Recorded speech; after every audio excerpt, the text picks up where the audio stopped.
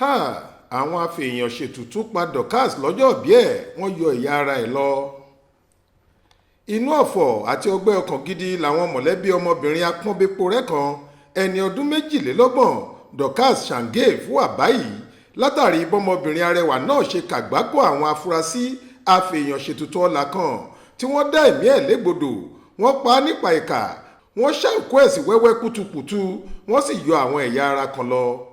Aláròyé gbọ́ pé àyájọ́ ọjọ́òbí ọmọbìnrin náà tí í ṣe ọjọ́ 16 oṣù keje tá a wà yìí tí yóò pé ẹni ọdún 22 gééré lókè èèpẹ̀ ni wọ́n ṣekú pa á ní abúlé Adem nítòsí ilégbèé welfare quarters nílùú Makurdi tí í ṣe olúùlú ìpínlẹ̀ Benue.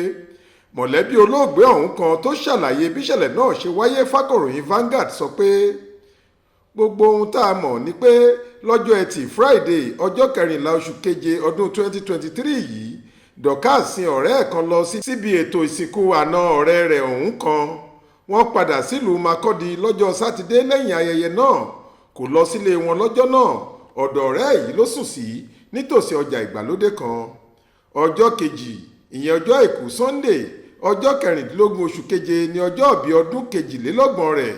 Ó kúrò nílé ọ̀rẹ́ ẹ̀, ó sì dágbére fún un pé òun á pè é lórí aago nírọ̀lẹ́ kí wọ́n jọ ṣe fàájì ọjọ́òbí rẹ̀. Àmọ́ nígbà tọ́rẹ́ náà retí ìpè rẹ̀ títí tí kò gbọ́ nǹkan kan ló bá bẹ̀rẹ̀ sí í pe aago rẹ̀ láti béèrè bí nǹkan ṣe rí àti bóyá kóun wá bá a gẹ́gẹ́ bí àdéhùn wọn. Àmọ́ Dorcas kò gbé aago ẹ̀. Ọ̀rẹ́ yìí pè títí mọ́jú ọjọ́ ajé Monday ni aago náà sì ń dún àmọ́ kò gbé e. Lọ́jọ́ Monday náà àtẹ̀jíṣẹ́ kan wọlé sórí fóònù ọ̀rẹ́ rẹ̀ yìí látọ̀dọ̀ Dorcas tí wọ́n ní kó wá pàdé rẹ̀ níbi báyìí. Ó sì mọ̀ pé kò lè jẹ́ Dorcas ló máa fi irú mẹ́sẹ́ẹ̀jì bẹ́ẹ̀ ránṣẹ́ sóhun, àmọ́ ó lọ síbi tí wọ́n sọ ọ̀hún.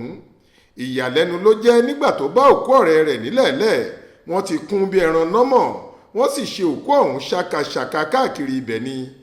Pẹ̀lú ìyanu àti ìbẹ̀rù, ó pe ọkọ rẹ̀ lórí aago láti wá wo ohun tóun rí. Ọkọ rẹ̀ náà sì débẹ̀, nìyẹn bá pe àwọn ọlọ́pàá ni wọ́n bá rí i pé àwọn tó pa Dorcas ti yọ ẹyinjú, etí, ahọ́n, ọmú àtàwọn ẹ̀yà ara bẹ́ẹ̀ lọ. Nígbà táwọn ọlọ́pàá rí i pé òkú náà ti ń rùn ó sì ti ń jẹrà, wọ́n ké sáwọn òṣìṣẹ́ ẹ̀ka iléeṣẹ́ Benue State Environmental Sanitation Agency bensesa. Àwọn ni wọ́n wá ṣa ìyókù òkú Dorcas sínú ọ̀rá ìgbókùsí tí wọ́n sì lọ sin. Bẹ́ẹ̀ kò tí ì pẹ́ tí ẹ̀gbọ́n Dorcas yìí obìnrin fò ṣánlẹ̀ tó kú lójijì tí olóògbé yìí sì dárò títí gẹ́gẹ́ bó ṣe wí. Ọ̀gá àgbà àjọ bensesa Martin Selma ti fìdí ìṣẹ̀lẹ̀ yìí múlẹ̀. Ó láwọn ọlọ́pàá ni wọ́n fáwọn láṣẹ láti lọ sin òkú náà táwọn sì sin kó má bàa dá nǹkan míì sílẹ̀ lágbègbè ọ̀hún. Ṣá o, ìwádìí ti ń lọ lórí bí ọwọ́ òfin yóò ṣe tó àwọn amòòkùnṣìkà ẹ̀dá tó wà lẹ́yìn ìṣẹ̀lẹ̀ ìbànújẹ́ yìí. Faith Adébọ́lá ló ń jábọ̀ ròyìn fún iléeṣẹ́ tẹlifíṣàn Aláròyé online.